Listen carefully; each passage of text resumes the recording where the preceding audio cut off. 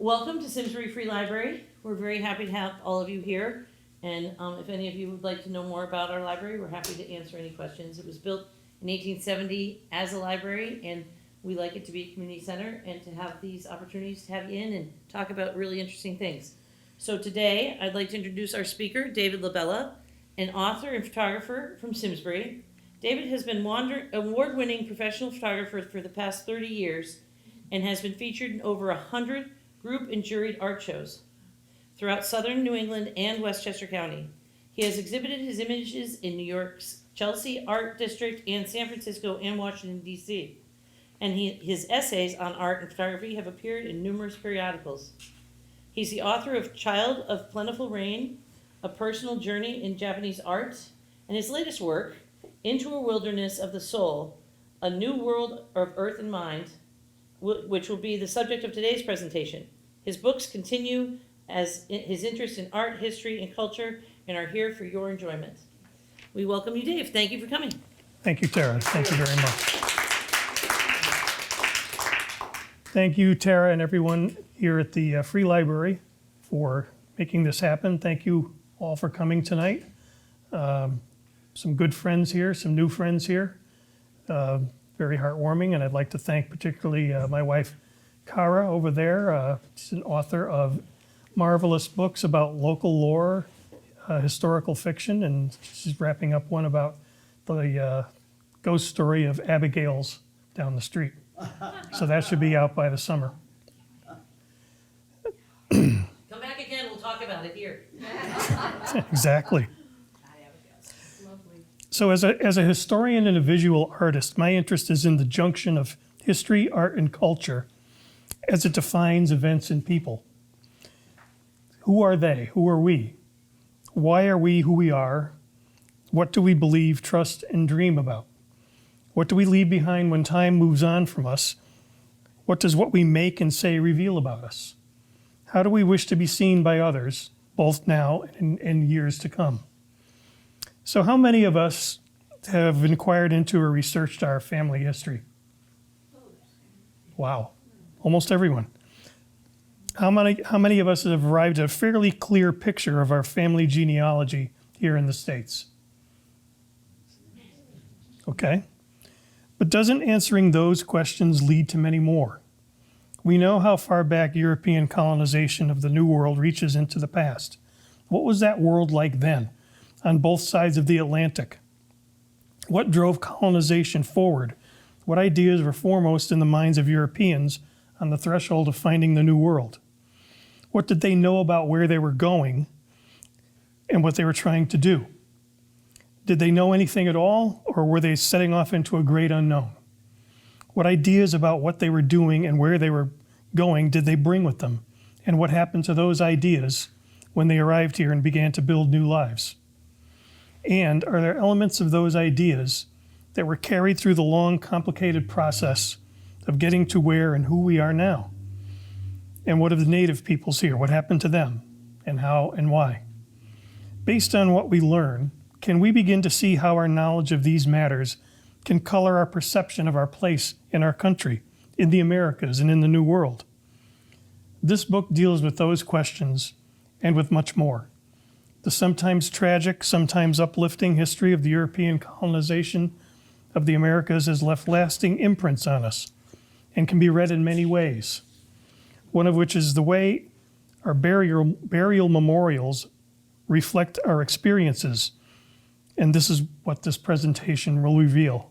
After all, the history of any people and history itself is a study in ideas. It's no more and no less. So the book starts with these questions. What is an idea when it's first conceived? What form does it take and how does it change? What does it become? Can the same questions be asked of us? Are we not undefined and unresolved at birth, or even when we, at full maturity, embark on a new departure or voyage of self-discovery? At what point do we, and when do ideas, take on characteristics that render us or them recognizable and give us a weight, a depth, a context, and an identity? The answers to these questions and more are necessarily bound together with the endless journey that is history, which is a process and never a destination. Questions such as these have governed how individuals and nations have taken form and defined themselves from the earliest beginnings of civilization. This work applies this process of investigation to the discovery, settlement, and establishment of the New World, seen through the eyes of the first explorers and colonists that built the Western Hemisphere into the modern world we know now, and through the accounts of the people who were affected most deeply by that process, the indigenous nations and the millions of the enslaved peoples.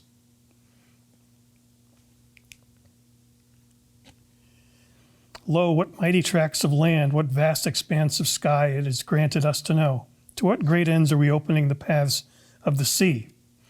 How did the New World appear on the threshold of European colonization? How did early accounts from mariners and explorers affect the decisions that drove colonization forward? Upon arrival, what did the first colonists find, and how did those findings affect or change their conceptions of the phenomenon of the New World? Who were they? What did they believe, both before and after they arrived? Did they leave behind signs and artifacts of how they reacted to their new environment? And if so, what can we learn from them? Is there something we can see in ourselves in what they left behind? This is the story of the making of the New World by Europeans, equal parts anticipation, exploration, and chance over time.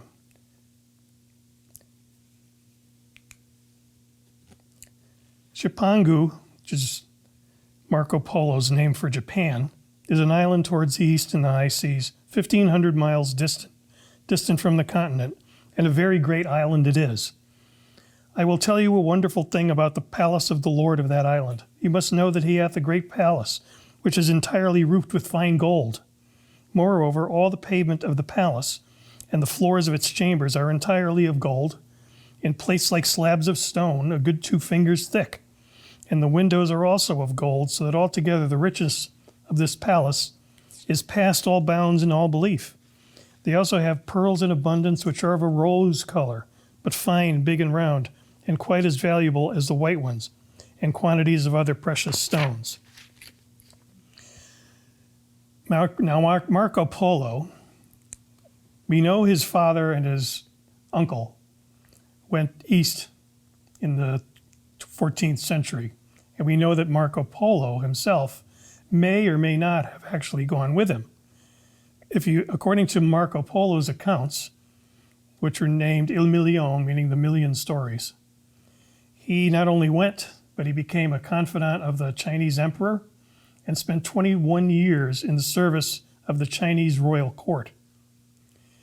We do know that he never saw Japan, nor did any other European until 1543, when the Portuguese arrived.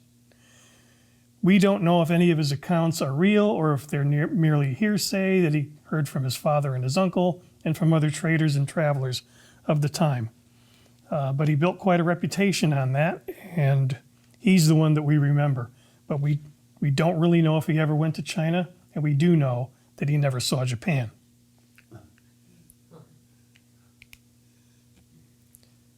This is so beautiful a place, as well as the neighboring regions, that I know not in which course to proceed first. My eyes are never tired with viewing such delightful verdure. It's Columbus on his first voyage. Vespucci. In that hemisphere, I saw things incompatible with the opinions of philosophers. Vespucci confined his travels to the northeastern coast of South America, but he did name the hemisphere.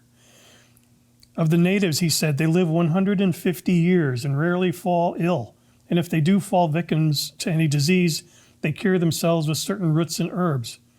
These are the most noteworthy things I think I know about them. The climate there is very temperate and good, and as I was able to learn from their accounts, there was never there any pest or epidemic caused by corruption of the air. Unless they die a violent death, they live long. Jacques Cartier first landed in Atlantic Canada. To be short, it is as good a country to plow and manure as a man should find or desire. We sowed seeds of our country as cabbages, navos, turnips, lettuces, and others, which grew up and sprang out of the ground in 8 days. And westward of the said river, there are, as hath been said, many fair trees, and toward the water a goodly meadow full of as fair and goodly grass as ever I saw in any meadow in France. Sounds like a wonderful place, this new world.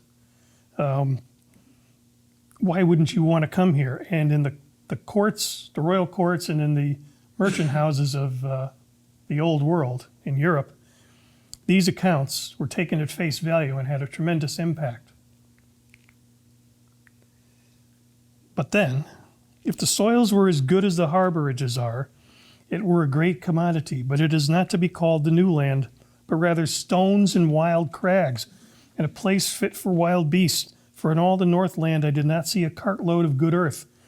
Yet I went on to shore in many places, and in the land of white sand there is nothing else but moss and small thorns scattered here and there, withered and dry. To be short, I believe that this was the land allotted to Cain. This is the same gentleman. A lesser-known Frenchman was Pierre Esprit Radisson, who took 4 journeys in the service of the French as a trapper and trader in furs. He went into the Great Lakes region and north into central Canada, and he said the country was so pleasant, so beautiful, and so fruitful that it grieved me to see that the world could not discover such enticing countries to live in. This I say because the Europeans fight for a rock in the sea against one another, or for a sterile land, where the people by changement of air engender sickness and die. Contrariwise, these kingdoms are so delicious and under so temperate a climate, plentiful of all things, and the earth brings forth its fruit twice a year, that the people live long and lusty and wise in their way. What a conquest would this be, at little or no cost?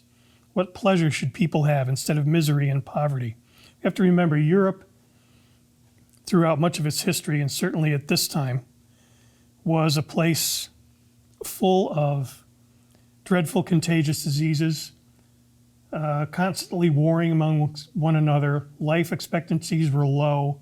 Birth rate mortality was high. Poverty, 95% of the population, if not more. You couldn't own land unless you were a part of the nobility. Europe was a tough place, and yet this was the pinnacle of Western society at the time. This gentleman, George Percy, who was 3 times the governor of the Virginia colonies. We passed through excellent ground full of flowers in diverse kinds and colors, and as goodly trees as I have seen, as cedar, cypress, and other kinds. Going a little further, we came into a little plot of ground full of fine and beautiful strawberries, 4 times bigger and better than ours in England. This country is a fruitful soil, bearing many goodly and fruitful trees, as mulberries, cherries, walnuts, cedars, cypress, sassafras, and vines in great abundance. This is George Percy in 1607. But then, if we truly consider the diversity of miseries, mutinies, and famishments which have attended upon discoveries and plantations in these our modern times, we shall not find our plantation in Virginia to have suffered alone. Laudonnière had his share thereof in Florida. Next neighbor unto Virginia, Florida at that time was all of the eastern seaboard and southeast up to Virginia, where his soldiers did fall into mutinies, and in the end were almost all starved for want of food. The Spaniards' plantation in the River of Platte, South America, and the Straits of Magellan suffered also in so much that having eaten up all their horses to sustain themselves withal, mutinies did arise and grow among them, for which the general Diego Mendoza caused some of them to be executed, extremity of hunger, enforcing others secretly in the night to cut down their dead fellows from the gallows and bury them in their hungry bowels. The plantations in Cartagena were also lamentable, that want of wholesome food wherewith for to sustain life were enforced to eat toads, snakes, and such like venomous worms, such is the sharpness of hunger. That's George Percy in 1625, 18 years after he had such glowing remembrances of the New World. So what had happened? Wasn't the New World supposed to be a new Eden, a land of boundless plenty? The truth was that life was more difficult in the colonies than most of us know. In the Virginia colonies, 1 out of 7 of the first waves of emigrants died within a few years. In New England, of the first 102 pilgrims who landed at Plymouth in 1620, half died during the first winter. Cotton Mather, the famous Boston minister, had 14 children. 7 died in infancy, and just 1 lived to the age of 30. Diphtheria, influenza, measles, pneumonia, scarlet fever, and smallpox ravaged the population, producing death rates as high as 30 per thousand. Yet within 2 decades of their arrival, the colonists in New England experienced death rates lower than that in England and France, and lifespans in the New World generally, free from conscripted warfare and the pestilential, densely packed slums of pre-industrial revolution Europe, exceeded those in the New World, in the Old World, How then did Puritans respond to the ever-present reality of death? A deep underlying tension characterized the Puritan view of death. On the one hand, in line with a long Christian tradition, the Puritans viewed death as a blessed release from the trials of this world into the joys of everlasting life. At the same time, the Puritans regarded death as God's punishment for human sinfulness, and on their deathbeds many New Englanders trembled with fear that they might suffer eternal damnation. From their earliest upbringing, Puritans were taught to fear death. Ministers terrorized young children with graphic descriptions of hell and the horrors of eternal damnation, and told them that at the last judgment their own parents would testify against them. Fear of death was also inculcated by showing young children corpses and public hangings. Puritan was a very difficult faith in more ways than one. It was a punitive religion that saw things in black and white, but it was also, the power was concentrated among the clergy and the members of the community who could vote, which were male landowners only. They also went far beyond the bounds of their religion because it was a tremendous political force, so much so that you couldn't disentangle the faith from the politics. Gradually, the stark Puritan death view softened. After 1650s, Puritan funerals became increasingly elaborate and expensive, and tombstones less plain. Corpses began to be embalmed in order to allow time for families to plan funerals and for guests to gather.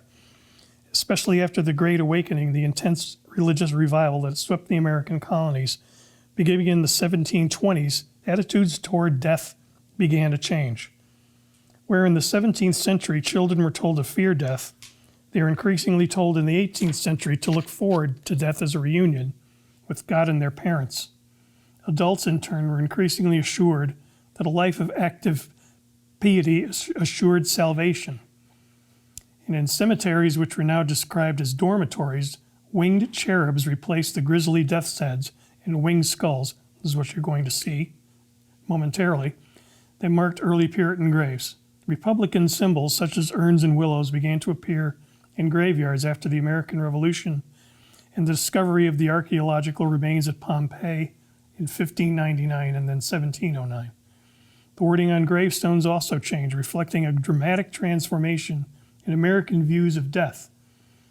Instead of saying, "Here lies buried the body of," inscriptions began to read, "Here rests the soul of," suggesting that while the corporeal body might decay, the soul survived.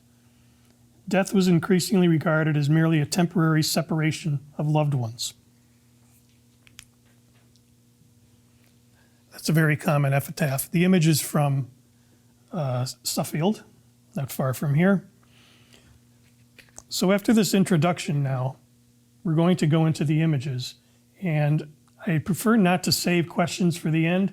If you have questions or comments from here on, bring them forward and we'll let us proceed the discussion in partnership rather than me just shouting at you all night.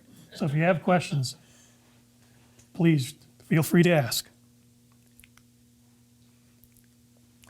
A Christian knows that death shall be the funeral of all his sins, his sorrows, his afflictions, his temptations, his vexations, his oppressions, his persecutions. He knows that death shall be the resurrection of all his hopes, his joys, his delights, his comforts, his contentments. Not so bad. We can go back then. Who was represented in the handshake? That's just a generic symbol of the covenant between people and more often than not the clergy, not necessarily with God. Now with Puritan symbolism, as you'll see on these stones, you are not going to see religious symbols. You're not going to see crosses. You're not going to see images of the divine Father. You're not going to see Christ, because the Puritans had a prohibition against the use of graven images, much like the Muslims prohibited the use of images in the same way. You will see symbolic representations of their belief in what death was, such as this. This is called a spirit effigy. What year was that carved? This, Yeah. that is early 1700s. That's a fabulous cemetery to visit too. Because that's pretty detailed. Oh, That would have been hard. it was an art, as we will see. This represents the flight, as most of these stones will represent, the flight of the soul to the afterlife. It will take some very interesting forms, as you will see.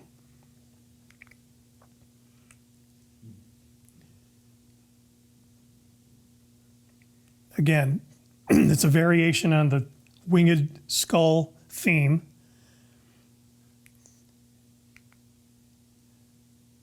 Early stones were never so elaborate. Most of them, first they used wooden markers, which didn't last. Then they used field stones that would be upturned. Some of them would display some sort of working, maybe an initial, maybe part of a date.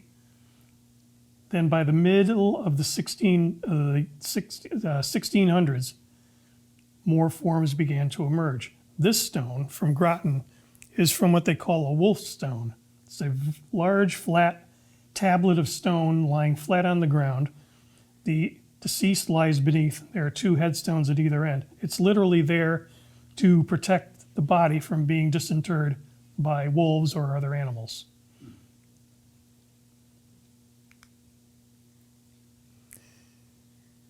So by 1719, when this stone was carved, you begin to see some form. The stone clearly has been shaped. The rosettes on either end represent infinity. And you have a description of who's there. They're very interesting with their use of the English language and spelling and punctuation. And we'll see more of that as we go forward. Excuse me.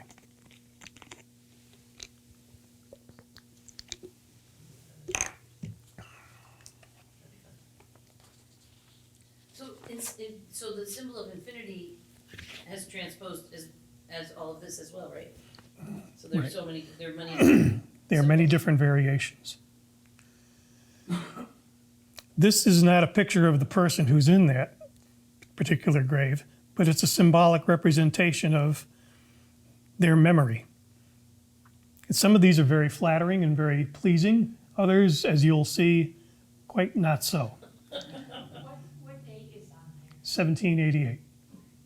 I grew up in Wallingford, I know where the cemetery is. Yeah, it's right in the center of I town. walked through it though, yeah, Yeah, it's wonderful. yeah. This is a style of, this is again is the winged skull flying to the afterlife. This is a style that came out of the Boston area. Generally carved by the Lamson family, which was a multi-generational business that carved many of the stones you see in Boston. Boston is kind of the beating heart of New England headstone art. Very, very old cemeteries, very elaborate. You'll see representations of Father Time coming to snuff out your life, which is represented by a candle. You'll see skeletons skipping gleefully about as you're taken away. Very elaborate stuff. Connecticut doesn't have that type of carving, but it's more interesting in ways that we'll discuss in a minute or two. I think Connecticut is easily more interesting than Boston, where you see this style over and over and over again and variations on it.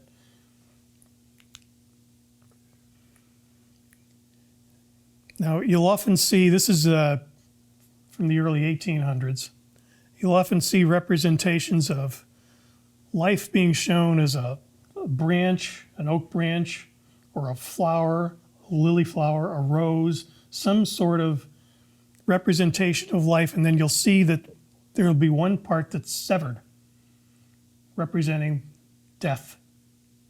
This is one of those.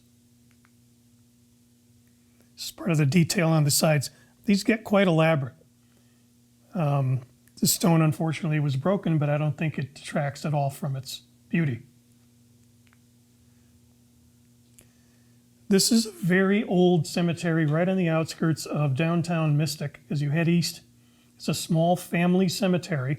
There are thousands and thousands of family cemeteries in Connecticut, many of which we don't have access to or would even be visible if we were standing on top of them. But this is from the Dennison family, and it's an old cemetery. The date is 1718 with the winged skull. This is another spirit effigy. So this is later on from Old Lyme, as is this. Kind of a positive imagery. This is essentially just another version of that. There's no meaning attached to it that's any different from the other. The threatening death's head. They didn't look at it as a death's head. It was just a representation of what you were going through. This is one of my favorites. Now, in Simsbury, East Granby, and Suffield, we have a number of these stones. They're known as the Batwing Carver stones. We don't know who this person was. He was probably a farmer or a tradesperson who did this on the side. His stones are only found in our area here, and there aren't that many of them. But it's another version of the death's head. This one has a crown. And it's, to me, this is an authentic representation of folk art. This is not a professional carver, and he didn't hand his business down to his children or other relatives. In Connecticut, we have identified over 60 different carvers, and many of them are anonymous. The cemetery in Windsor, if you're going to go to a cemetery aside from ours, because it's convenient, I would say go here first. The oldest legible stone tablet dating from 1644 is the oldest in the Americas. The stone itself is from about 1698, so it's not the original, but the date carved on it is the oldest legible date in the Americas. And there's just an amazing wealth of different imagery there that's extraordinary. Do we know a name? Mr. William and Mrs. Eunice Buell. It's a name that's familiar from here. Was there a response? Did you have to have a stone on a grave? Was No. there a time frame, or was there was no time frame or anything? So some of these must have taken forever. Most of the burials didn't have anything. And then even after, they might have a crude marker. But think about how old some of these towns are. Think about, say, New Haven, Grove Street Cemetery, pretty old. But you think about how many people have come and gone in New Haven, and naturally, not all of them are buried there. There are thousands of burials there that are stacked on top of one another. So we don't really even know how many people really are buried in that cemetery in New Haven. And the same could be said of the ancient ground in Hartford. Burial sites move from time to time. Right here, we had the old meeting house on this side of the road where we are now, right in the lower flat here. And they moved it and they put burials in there.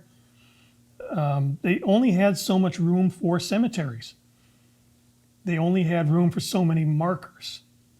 So they were not above crowding them in there, because if it were a true representation of who was there, you wouldn't even be able to walk. Aren't there catacombs in New Haven? Yes, there are. Green under where that church is? Yes.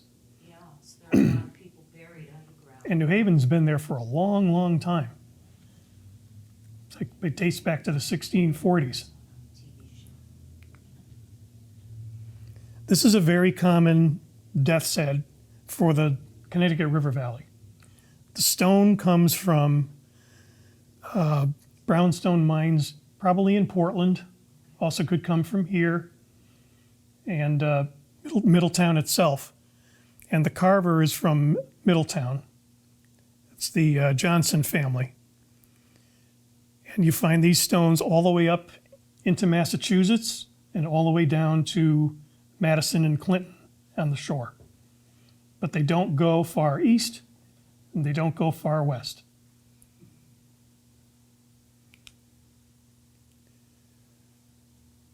So you see how old some of these markers can be. 1681, our oldest here is 1688. That's plenty old. That one's very visible compared to a lot of the others. Very finely carved. It's beautiful in its simplicity. If you were to try to clean some of those old ones, would it dissolve? Yeah, nobody recommends cleaning them. Particularly this one, which is sandstone. We have 4 main stones that are used on stones. Sandstones are very early. We have slates, which were imported to here because Connecticut doesn't have much for native slate deposits. Most of it came from an island off the shore of Boston. We have various granites and gneiss, which is very durable, very hard to carve.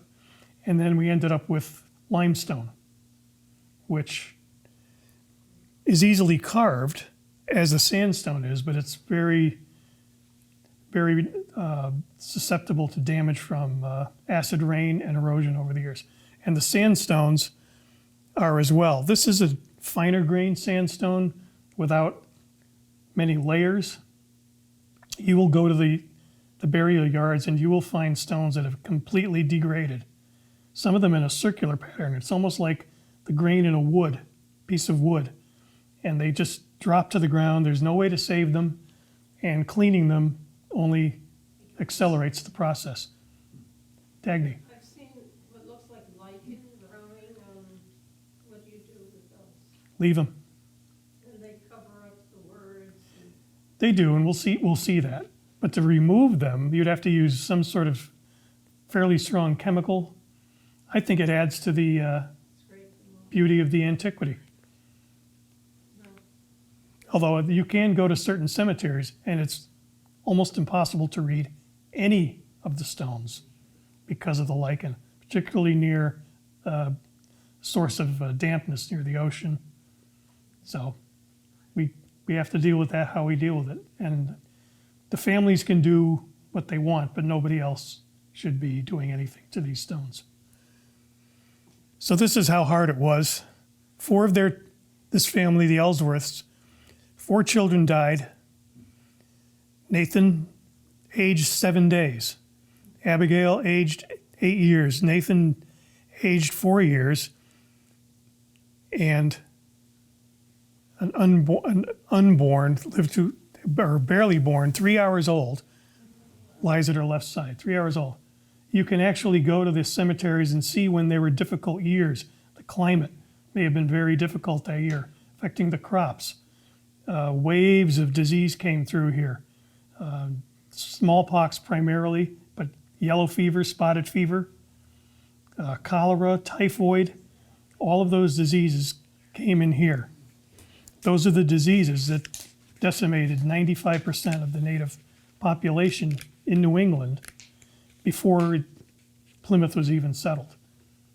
Because European fishermen And early explorers came over and came ashore, and they spread those diseases throughout the area. And the natives had no natural immunity. So I'm noticing that they're all different years. How convenient that they had Yeah, the state, I mean, I guess they planned on people Well, they dying. probably did it all at once. Did they do it all at once? Well, it's like 1730, Probably the- 1739, 1742. the marker was probably an updated marker that came in later. So early, Year did the mother die, 1743, is it? yeah, many women, The mother died there. many women died in childbirth. So early settlement, as we know, occurred along the major river, Connecticut River. First Windsor in 1633. Wethersfield and Hartford came after. Saybrook, the mouth of the river, came in 1639. New London, 1646. But at the same time, there were a number of towns established along the western shore of Long Island Sound. New Haven, Milford, Guilford, Stratford, Fairfield, Greenwich, and Stamford, all by 1641. But those towns down there in that area was a separate colony, the colony until 1665. But the state itself was governed by two capitals, New Haven and Hartford, until 1875. They would alternate.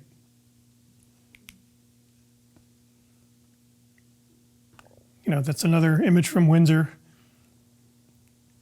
You know, it's easy to try to read more into some of these images than is really on display.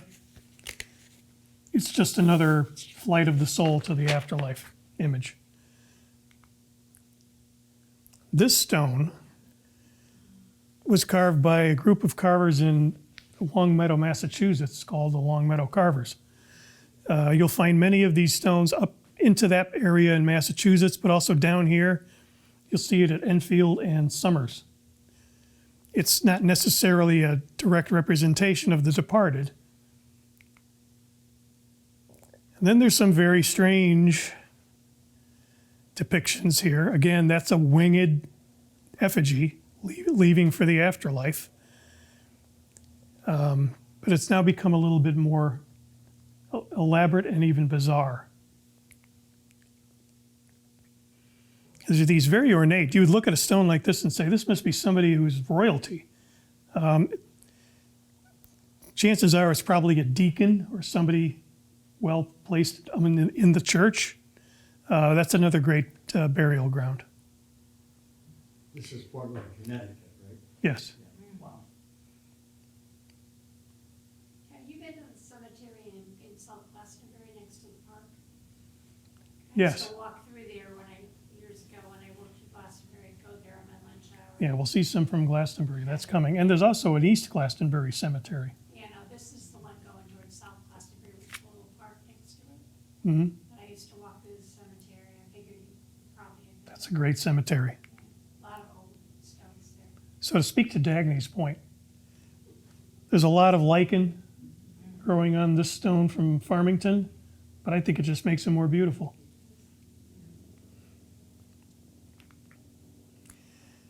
This is a product of a gentleman named Gershom Bartlett, who was very prolific. You will find stones like this all over eastern Connecticut. You'll even find some west of the And river. that's the good shape it's in after the one we just saw before. Wow, Yeah, it's brand new. Is it granite? that is granite. And again, there's two flowers in the corner. What did you say those were for? The two- Represents an infinity, the universe, eternity.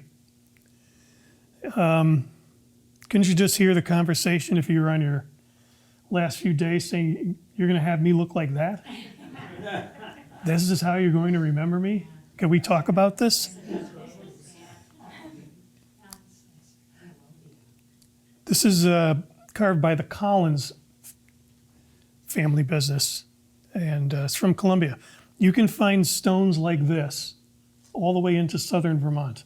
It's carved on limestone, which would have had to have come from very, very far northwestern Connecticut at North Canaan.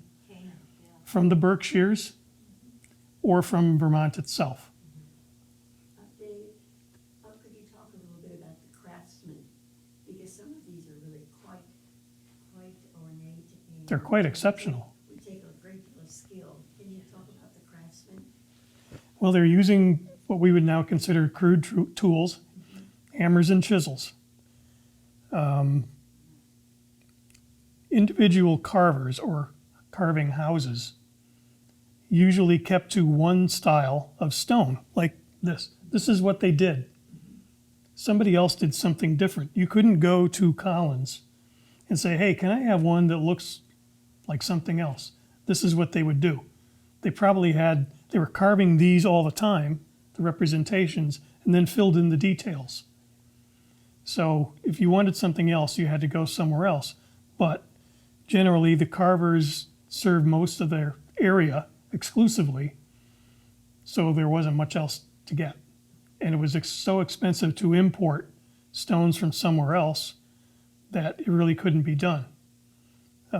Certainly not from Boston, although there are a few stones here and there that are clearly from Boston. But Connecticut has different raw materials. It has wildly different styles.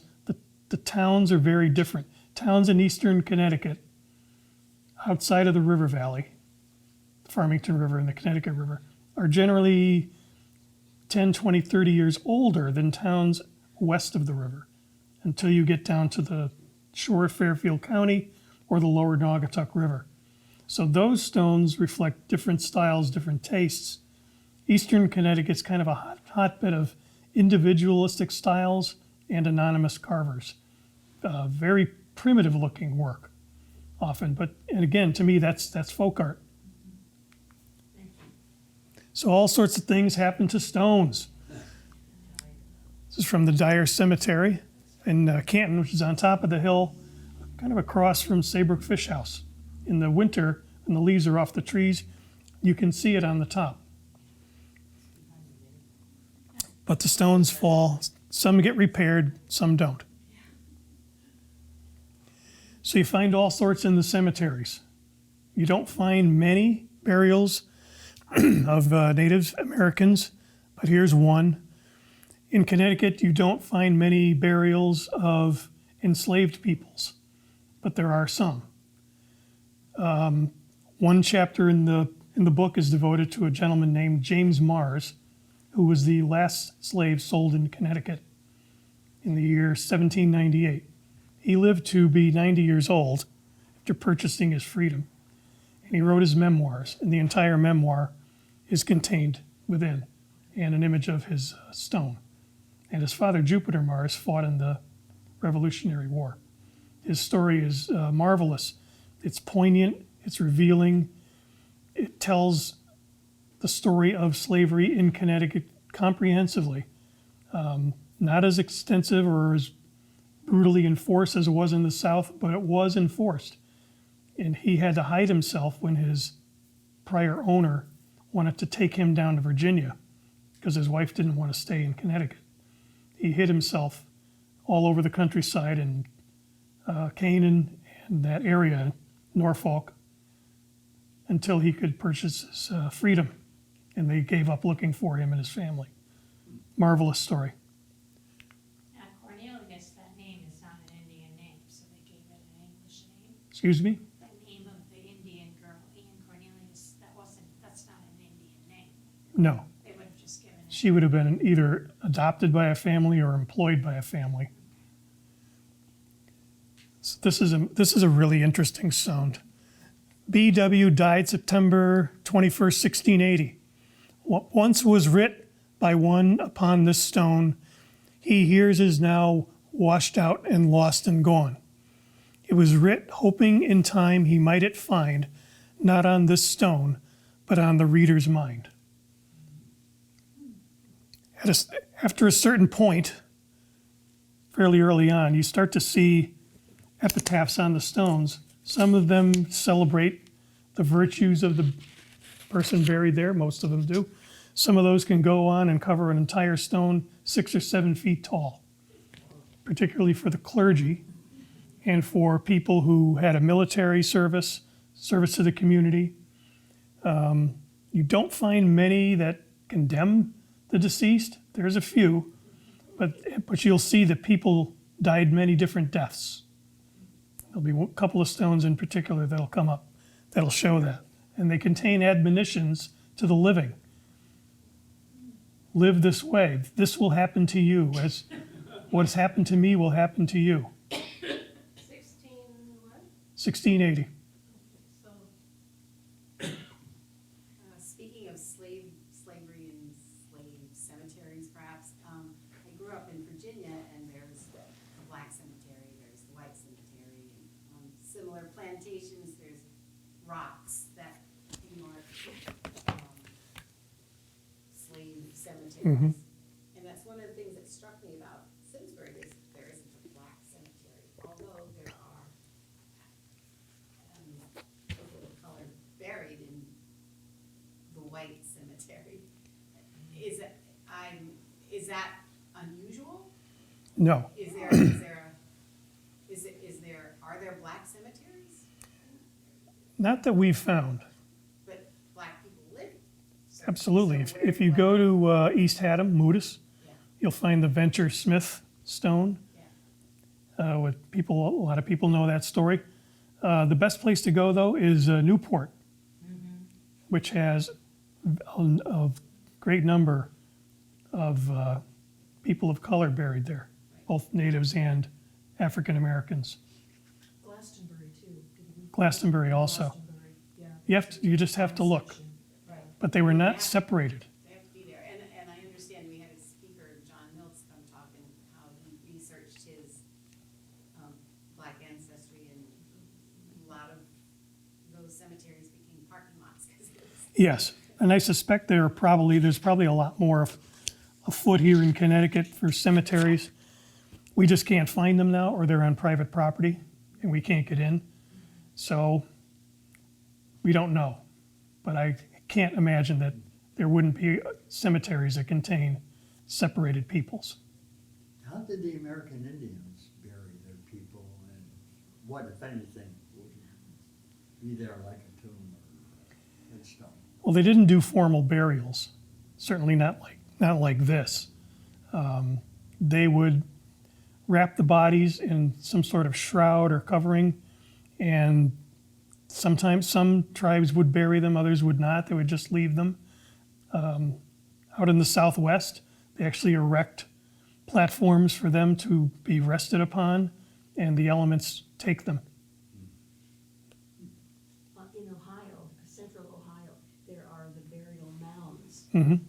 of the Native Americans, and it's quite impressive. It is. In Illinois and big area out Yes. And down the Mississippi, yeah. Isn't there a Native American cemetery on Block Island, and then there are just stones, remember I showed you the picture? They're just rocks, they're not even gravestones. And there's a name right next to it when you're riding your bike by, it says Indian Cemetery, or Native American Cemetery, pardon me if I'm saying the wrong word. And it's a mound, it's on a hill, and there are just little rocks, or big rocks, no markings. Yeah. Field stones Yeah, as headstones, and I think that those were all Native Yeah. Americans.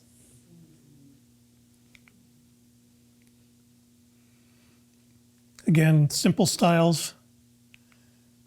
On the other hand, it's from New London. This is a wonderful cemetery. Lots of different styles. It's the only one I found in Connecticut with an image of wearing armor. 1713 for that year. So how do we reconcile what happened to the Puritans? Puritans were people they dressed plainly, their buildings were not elaborate, and all of a sudden they turned tail on themselves, and all of a sudden they had this penchant for using flamboyant tombstone artistry, and while still being austere and conservative. Think about what happened to Puritans. Can you find a Puritan church today? No. Puritans became Congregationalists. The Congregational faith, Roger Williams was a Puritan, but he broke with the Puritan Bostonian church because he didn't like its politics. So same thing for Hooker, who founded Hartford, and Hutchinson, same thing. The weight of Puritan politics was such that you had to conform. They sent people to your home to see how you lived, to make sure that you weren't up to all sorts. You had to do everything they told you without question. And these dissenters, the Puritans were initially dissenters, but the dissenters made dissenters. And by 1700, the Puritan church is gone. They're all congregational, because Congregationalism separated politics from faith. That's when you started to get local towns and cities having a political identity separate from the church. So by the time Congregationalism came around, some of the old Puritan rules were relaxed.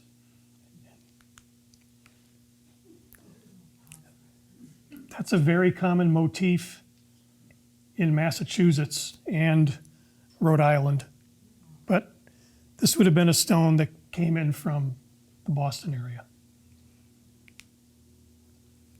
And here's that death's head. I think it might have been this image or this type of stone that got me hooked. I was never interested in this till I met my wife. And we went away on a weekend to Spencer, Massachusetts. And she said the next morning, there's a cemetery down the street at this church. I'm going, why? But, okay. And what I saw there fascinated me. And then I started to see things like this. We started to make this something that we would do regularly. Pick out, she knew a lot of these cemeteries already because she was involved with headstone preservation and was deeply steeped in the lore and magic of the headstones. So we went together. And that's how this all came to be. On a cheap date. Yes. She was interested in the lore, and I was interested in the imagery. So while she would stand there and take notes about what she saw on the stones and the impressions that they gave her, I was going from stone to stone saying, that'll be a good photograph. That'll be a good photograph. So it's a great partnership. So that's another Bartlett. You can just see how outlandish these things can be. Or ghoulish. This is a great shot. This is from, so you see several different styles here mixed together.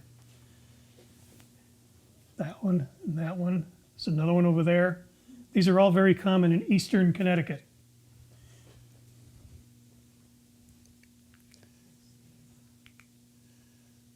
That's a different cemetery in Hebron. It's kind of out of the way. When I went there last fall to do this, somebody had kindly cut the brush down so I could get in there.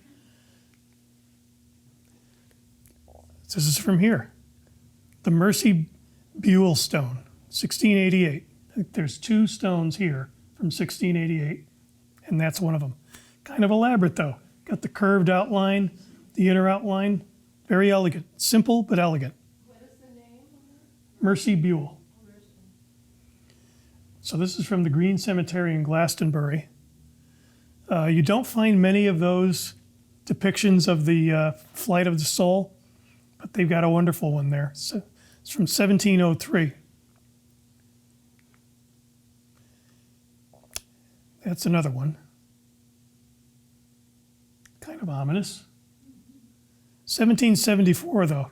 So there's really 150 years that cover this kind of artwork on the stones. After the early 1800s, they become very plain. They have a name and a date. There might be symbols. If they were a Mason, you'll see the symbols of the Mason Brotherhood on the stone. If they were in the military, you might see military designs on the stone, but you wouldn't see anything like this. I noticed that one doesn't have wings, it just Yeah, Does that mean their soul didn't depart? or wings. These are all throughout central Connecticut on sandstone, as is that.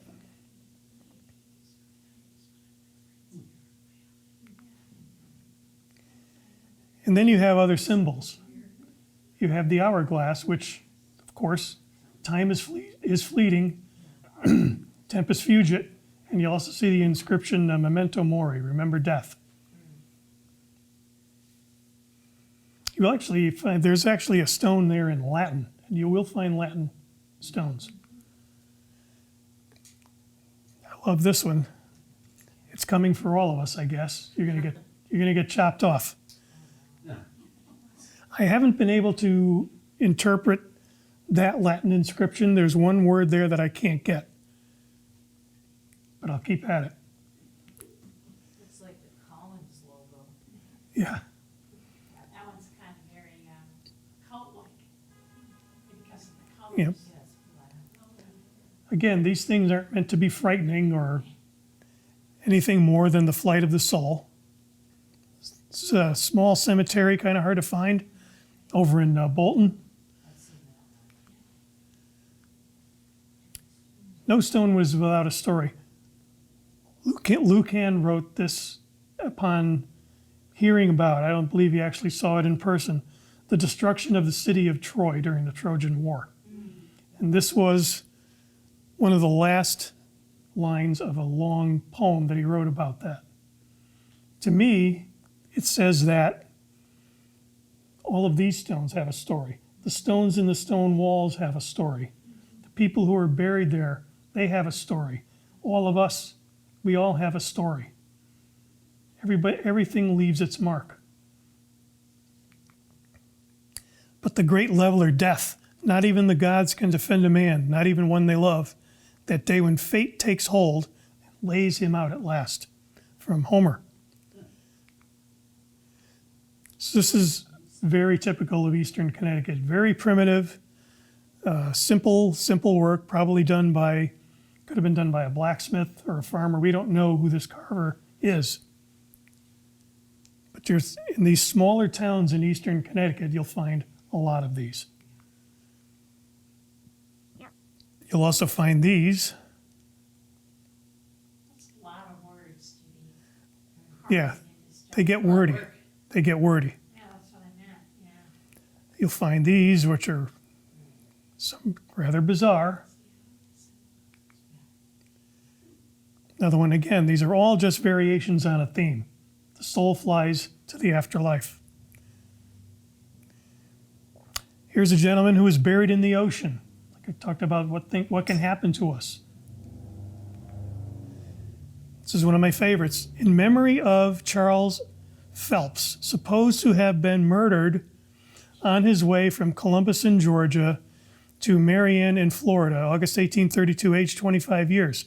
Also, Francis Phelps, who died at Matamoros in Mexico, October 1st, 1832, aged 21. Also, William Phelps, who was lost on his passage from New York to New Orleans, December 1831, aged 14 years. So they put a stone up even though there are no bodies Yeah, there, just to remember. yeah. The Simsbury Phelps family. There's another stone in this cemetery that records the burning of a ship in Long Island Sound. I think 120 lives were lost, and one of the members was commemorated there.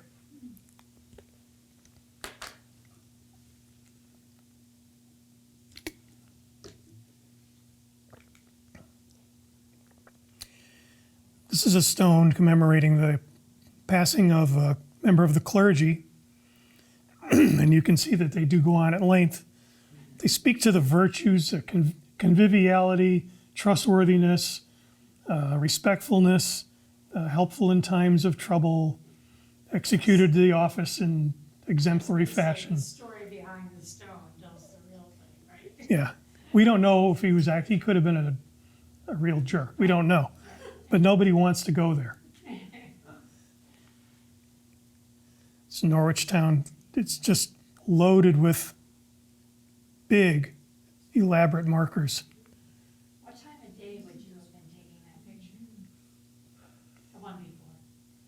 This stone, I've only seen these in West Stafford. It's almost at the Massachusetts border.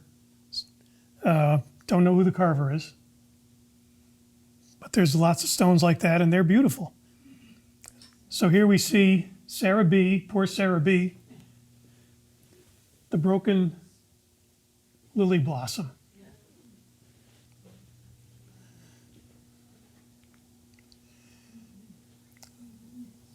This style, this was carved by Obadiah Wheeler at a family business. Lots of rich symbolism here. You've got the sun, the moon, and the stars in the center, the elaborate finials along the side, those borders are, with representations of infinity everywhere. There are prolific carvers throughout Windham County, Norwichtown again. And how many years did that symbol, because that's the majority that we've seen, last, you said 150 years? Oh, they're older than that. So several hundred years they kept doing this kind of symbol, and then it finally changed to what again? Very plain symbols. You have them here. Rectangular. Some of them have the willow or urn symbol, which we'll see one of. Others don't have that. They'll just have the name in square lettering and sometimes the birth date, but the date of their passing.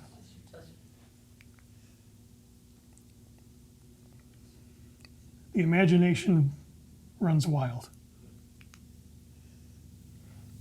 And it really does in Windsor. Worth the visit. So here's a willow and urn combination.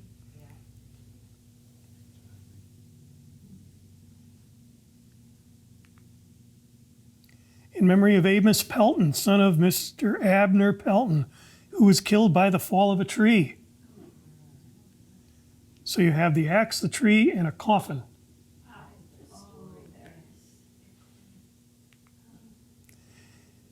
In memory of David Sage, oldest son of David and Sarah Sage. He entered the service of his country at the first date of the revolution, was wounded in the assault upon Quebec under General Montgomery, fell a victim to the smallpox on the 26th of March, 1776, age 29, and was buried by his brother soldiers near the walls of that city. How did you make out, how long did it take you, and some of the writing is impossible, like, just kind of studied it over and over to get the words? Yeah, kind of memorized. Well, I know you have it memorized now, but when you first saw it, Yeah, that's what happens to limestone. You'll notice it's less clear at the top.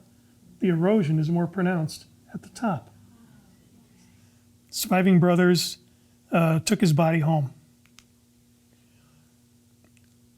It's right outside. That's another bat wing.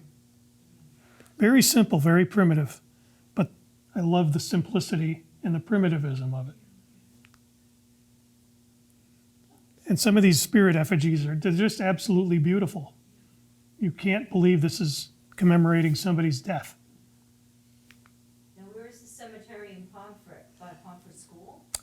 It's it's south of town Okay, on 97, Route 44, 44, okay, and you're going up the hill toward the center of town, and it's on the left.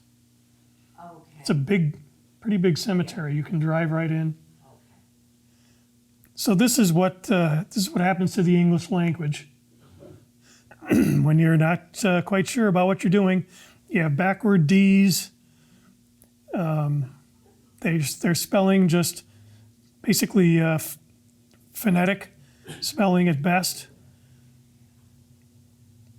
So there was no dictionary. Those probably were at the churches and the schools that produced them. It's from Suffield. Very, very, very elaborate stuff.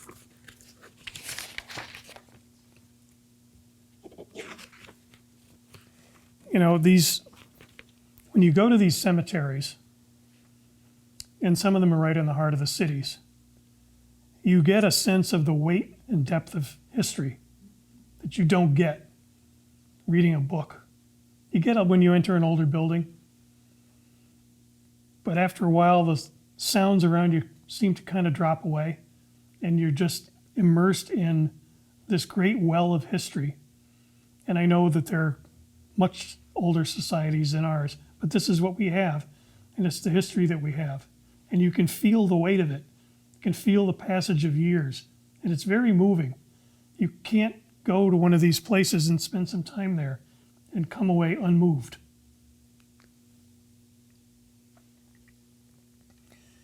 So, I hate to do this to my wife, but she didn't like this cemetery at all, to the point where she didn't get out of the car. She had a sense of something dreadful. The cemetery's on a mound. It's like a tumulus. The stones there are hard to read, most of them. But she felt something there, and I don't doubt her. She's has a sensitivity to things that are on the edge. It's a very old cemetery in Stonington on the way down to Barn Island, near the winery. Beautiful stuff from New London. Woodstock, right on top of the hill by the church. You have the hourglass and the winged skull. It's another willow and urn. This is from Killingworth on Roastmeat Hill Road. I love that name. This is a crude coat of arms from Weathersfield. You see these here and there. There was also a stone there with the story of a murder, but since when I went there to get this image, I think the stone had fallen into disrepair. Not that I'm drawn to murders, but it's interesting for its historical context. Maybe they wrote out on the storm. Yeah. As a result of a murder.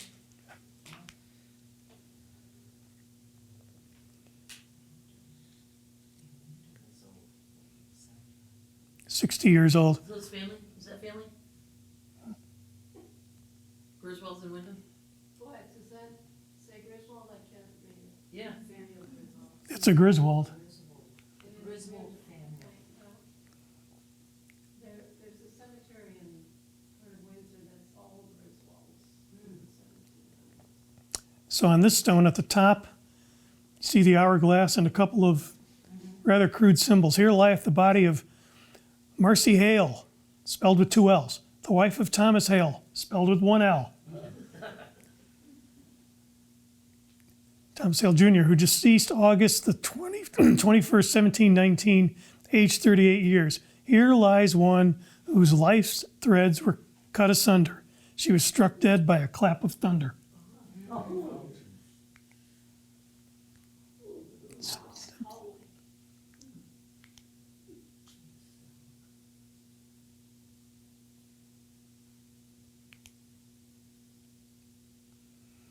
Slates actually can be any color: green, black, gray, reddish. Guilford, very old town, 1639. Let's sum up the long history of the New World where we live can alternately horrify and inspire us, but ultimately informs the decisions we make that define who we are. Yet we can do so only if we examine it dispassionately with a desire to seek and find truths that may well expose us to words and deeds that change long-held ideals and notions of who we were and who we came to be.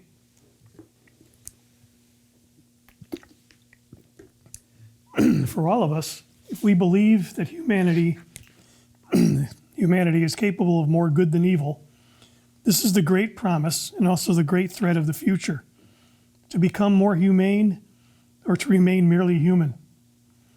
Far too often we have allowed ourselves to be misled and cowed into submission to falsehoods and prejudices that, despite our belief that only our own times matter, are as old as humankind itself. Hope only thrives in truth, and truth only in hope.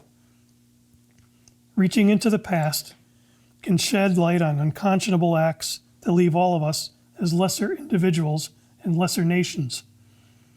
We always have, had choices to make. Everything we do leaves a mark, an impression that reveals our character and identity. What impression do we wish to leave for future generations? Times change. In the colonies, the fearlessness and dread of Puritanism, for all of the diligence and perseverance of its faithful, presented a physical and moral contradiction of the open-ended possibilities offered by the New World. But Puritanism did not live to see the end of the 18th century, and was replaced by Congregationalism and more cosmopolitan and secular political society that had already grown up in the colonies. Out of this process, the optimism of the fledgling American Union came into being. And despite the endless challenges of living and the forces of change that face us every day, enlightenment can move us into a better state of being, for in life is hope. Thank you all.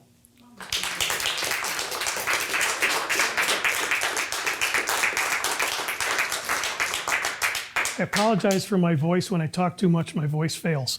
But there are books available, and if you'd like to come up, and you can have one signed by the author.